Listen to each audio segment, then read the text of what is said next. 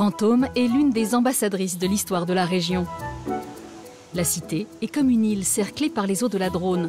Il n'en fallait pas plus pour la surnommer la Venise du Périgord. C'est donc forcément en gondole que Denis va la visiter avec Jean-Luc Nicolas, une figure du village. Et bonjour Jean-Luc. Bonjour Denis. Alors, tu m'emmènes découvrir Brantôme? Oui, avec grand plaisir pour t'amener à bord d'une gondole brantômaise. Pur jus. Pur jus. C'est toi qui l'as fait? Voilà, j'ai construit le bateau en 2013 pour le centenaire de l'appellation de notre belle cité, la Venise du Périgord, par Raymond Poincaré en 1913, le 15 septembre. Il était président de la République à l'époque? Président de la République. Fervent défenseur du Périgord vert, Jean-Luc compte avec passion depuis 50 ans l'histoire de Brantôme. Une histoire qui débute au 8e siècle avec une poignée de moines bénédictins. Attirés par les abris naturels formés au pied de la falaise calcaire, ils choisissent d'y fonder leur première abbaye. Tu peux apercevoir dans la falaise là-bas un trou de guetteur. Je le vois, oui. C'était déjà pour protéger cette arrivée-là. Sur la gauche, on va apercevoir la lanterne des morts de Brantôme. Chaque fois qu'il y avait un décès, on l'allumait pour que le défunt puisse trouver sa voie, son chemin la nuit dans l'éternité. Ah, c'est à ça que servaient les lanternes des morts, d'accord. Tu as les anciens remparts de la cité, là. Maintenant, on va découvrir cet ensemble magique, le triptyque brantômé, la 8e merveille du monde. C'est l'abbatiale Saint-Pierre, l'abbatiale des moines. C'est très beau. Et puis il y a la forêt autour. Un écrin de verdure. On va faire Fabrice, là. Je le vois, il nous attend. Fabrice Dubuisson, chargé de la communication à l'Office du tourisme du village, Bonjour Denis. attend Denis pour pousser les portes du monument majeur de Brantôme. On va aller visiter un petit peu cette abbaye de plus près. Moi, j'aime bien cette façade-là, avec ce beau clocher. Au sommet duquel on va monter tout à l'heure, si tu as assez d'énergie, parce qu'il y a quand même quelques marches à gravir. Mais ça en vaut la peine, hein, je te promets. Les premiers bâtiments de l'abbaye, construits au XIe siècle, ont été modifiés au fil du temps, en particulier par la guerre de Cent Ans. À l'époque, les bâtiments conventuels sont détruits par les Anglais. Mais ils conservent le clocher pour en faire une tour de guet.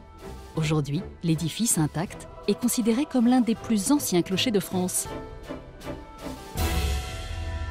Mais l'abbaye cache une autre rareté.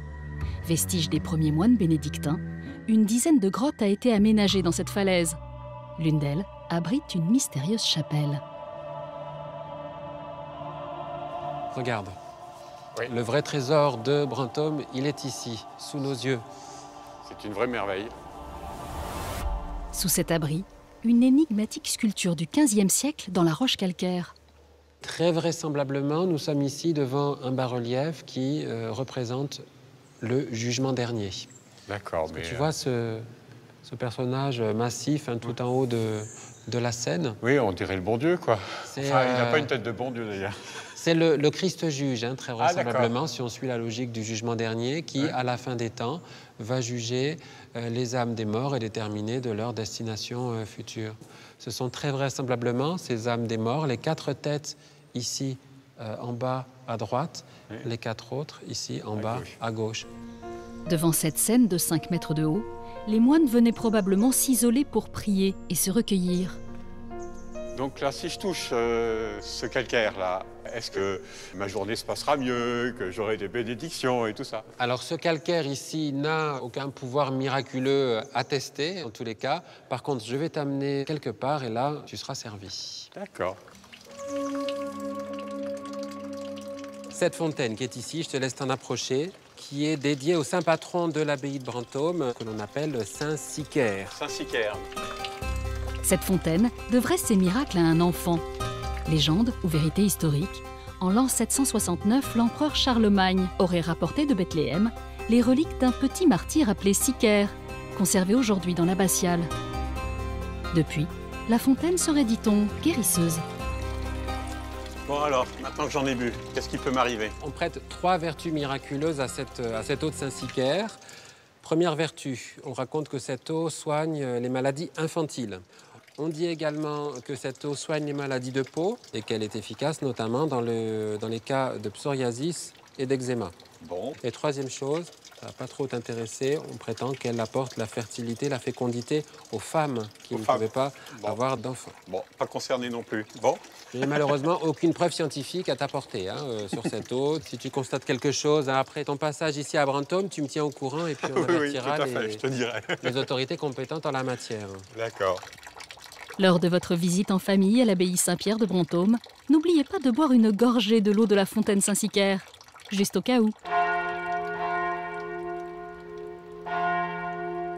Et chose promise, chose due, Denis a maintenant le privilège de monter au point le plus haut de Brantôme, 35 mètres, au sommet de ce très beau campanile. Ils sont raides, hein, ces marches. Ça, c'est pas des marches standards. Non, ça va? Ouais, ça suit. Alors approche-toi, fais attention aux poutres.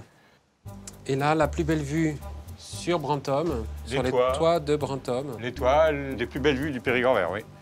Merci Fabrice. Denis quitte les hauteurs de l'abbaye pour explorer maintenant les riches sous-sols du Périgord vert. À 17 km au nord-est de Brantôme, la forêt du Cluseau dissimule un patrimoine rare, la grotte de Villars, dont Hubert Versavo est l'heureux propriétaire. Bonjour Hubert. Salut Denis. Alors, elle a été découverte quand? Alors, elle a été découverte en 1953.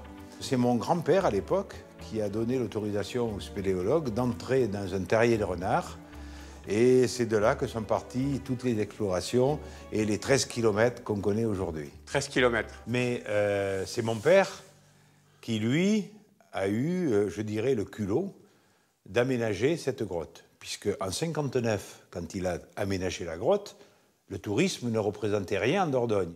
Je me souviens que mon père disait à ma mère, « Si ça ne marche pas, on est ruiné. » Oui. Et moi, tout petiot, vous l'avez entendu je l'ai entendu et je me voyais parti sur les routes avec ma petite valise. D'accord. Et je m'en souviens encore comme si c'était hier.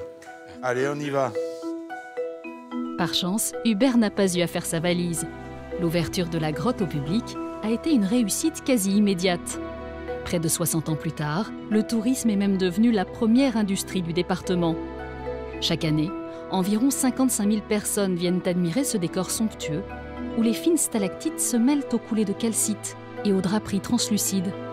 Un phénomène géologique exceptionnel où l'homme a laissé son empreinte. Ouvre bien les yeux. Oui. Ici, tu es en face de peintures préhistoriques originales. De quelle époque? C'est du Magdalénien, ça fait à peu près 18 000 ans.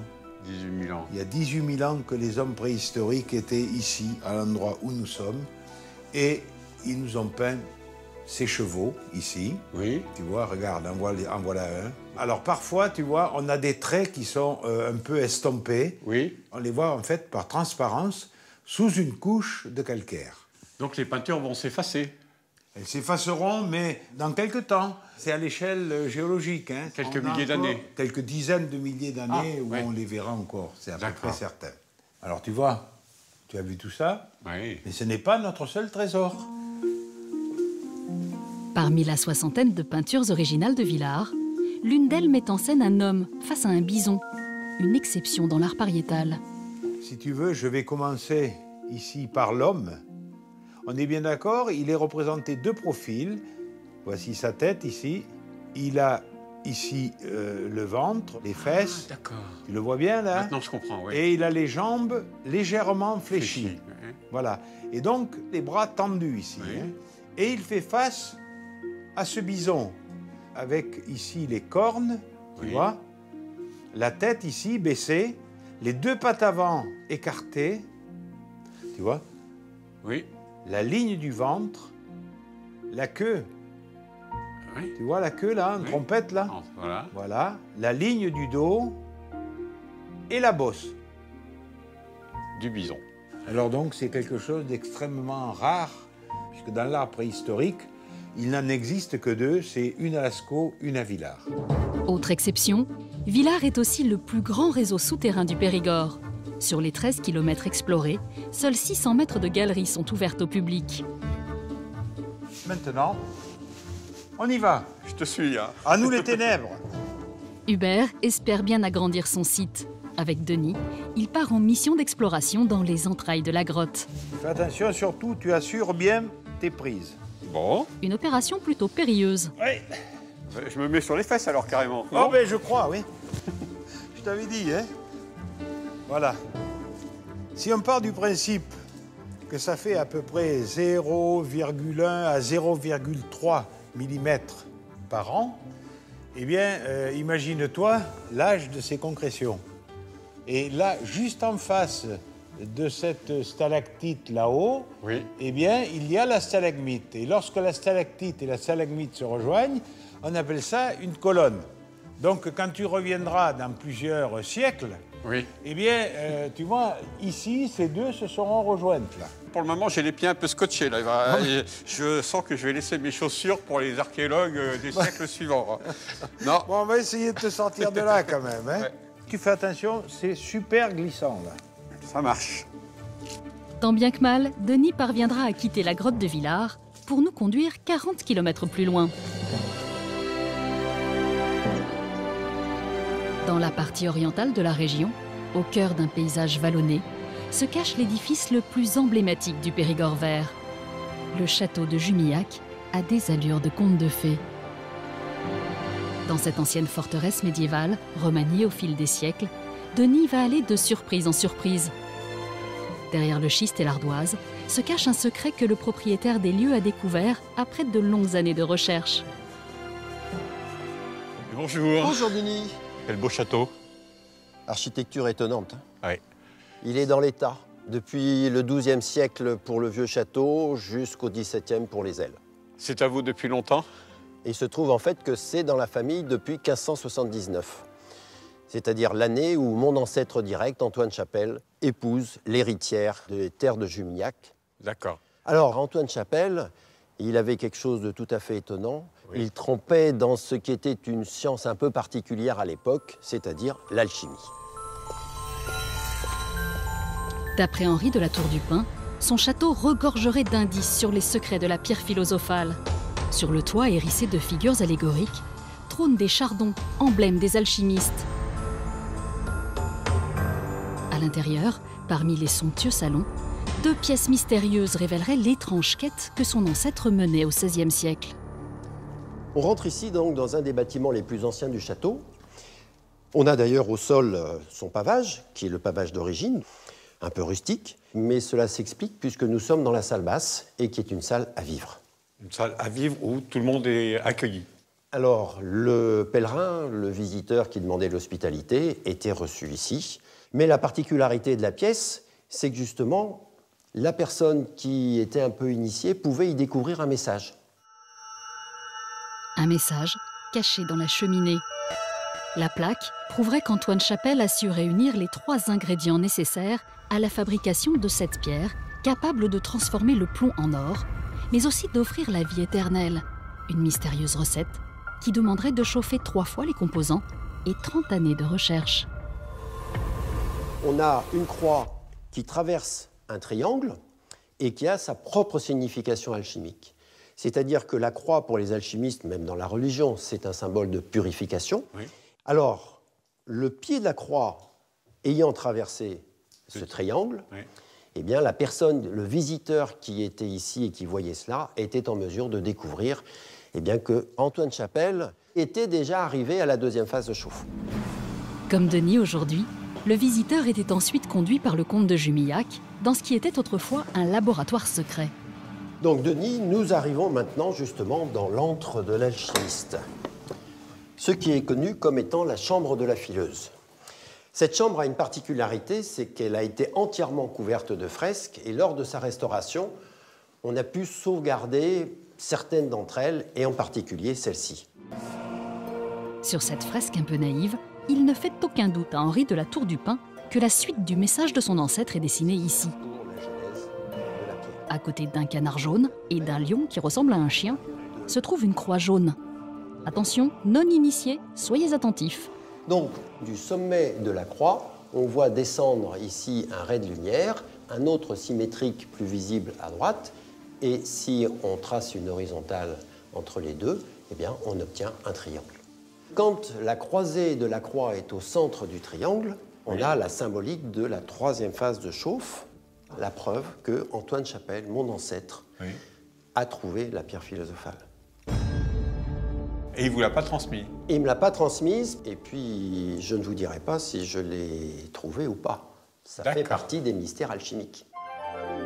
Que vous soyez amoureux des vieilles pierres ou alchimiste amateur, n'hésitez pas à pousser les portes de Jumillac pour partager vos secrets avec son propriétaire. Denis, quant à lui, de l'or plein les yeux, poursuit son voyage à 1 heure de Jumillac. Saint-Jean-de-Caules est le seul village du Périgord vert inscrit à la liste des plus beaux villages de France. Et bonjour Nadine. Bonjour Denis. Ce décor de carte postale, notre castanéiculteur va le découvrir avec Nadine Bory, incollable sur l'histoire de Saint-Jean-de-Caules. Le village se bâtit au XIIe siècle autour de ce prieuré. Avant de partir en croisade, l'évêque de Périgueux y installe 16 chanoines. L'église Saint-Jean-Baptiste, de style romano-byzantin, est alors leur lieu de prière. En son chevet, on trouve encore de rares exemples de sépultures à répit.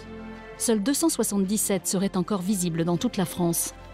Regarde, ce sont des tombeaux en fait qui ont une forme humaine. C'est ce qu'on appelle des tombeaux anthropomorphes. Mais ils sont tout petits?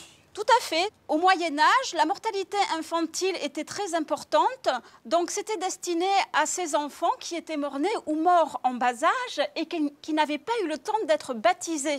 D'accord. Donc on creusait leur tombeau dans les fondations même de l'église et l'eau de pluie qui tombe sur une église est directement bénite. Donc ça bénissait les corps. Voilà, tout à fait. On attendait que l'eau emplisse la cavité où était l'enfant et une fois qu'on considérait qu'ils étaient bien baptisés, on les mettait au cimetière. Mais ces tombeaux ne sont pas la seule curiosité de l'église. Alors je vois des petites figurines là, c'est des mini-gargouilles, c'est quoi? Alors en fait, il s'agit de modillons. Modillons. Des modillons, qui veut dire petit modèle en latin. Ils sont au nombre de 75. Alors, tu peux voir des animaux un peu fantastiques, des visages déformés. Oui, je ne vois pas que ça. Oui, tout à fait. Je vois des choses bizarres. Un modillon avec des attributs masculins. Ben, c'est ça. Ouais, c'est tout à fait ça. C'est pour la fertilité masculine, là. Ah ben, peut-être bien, oui. En réalité, les modillons de Saint-Jean-de-Caules représentent les 7 péchés capitaux. On vous laisse donc deviner celui-ci. L'église est connue pour cette paire d'attributs ou pas? Non, pas encore, mais pourquoi pas suite à ta venue maintenant. Bien. Sous les modillons, une halle appelée cactoire a été apposée au XIXe siècle. Mais le dernier joyau de Saint-Jean-de-Caules, c'est son château. Entre XIIe et grand siècle, la Martonie domine le village avec majesté. Une visite à ne surtout pas manquer.